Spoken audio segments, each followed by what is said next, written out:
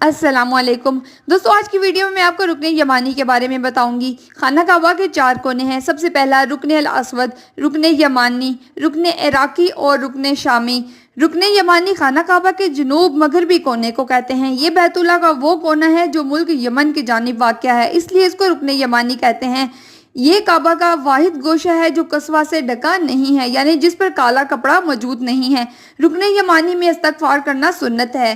طواف کرنے والوں کے لیے جائز ہے کہ اگر وہ استطاعت رکھتا ہو تو اپنے دائیں ہاتھ سے استلام کرے، یعنی کہ اسے چھوئے۔ رسول اللہ صلی اللہ علیہ وسلم کا فرمان ہے، بے شک حجر اسود اور رکن یمانی کا چھونا گناہوں کا کفارہ ہے۔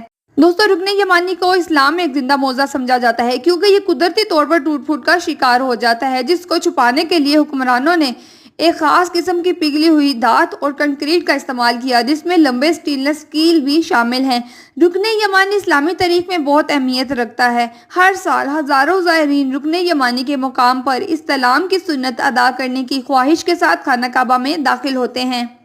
رسول اللہ صلی اللہ علیہ وسلم رکن یمانی اور حجر اسود کے درمیان یہ دعا پڑھتے تھے، ربنا آتنا فی الدنیا حسنۃ وفی الآخرۃ حسنۃ وقنا عذاب النار۔ اے ہمارے رب، ہمیں دنیا میں بھی بھلائی اور آخرت میں بھی بھلائی عطا فرما اور ہمیں آگ کے عذاب سے بچا۔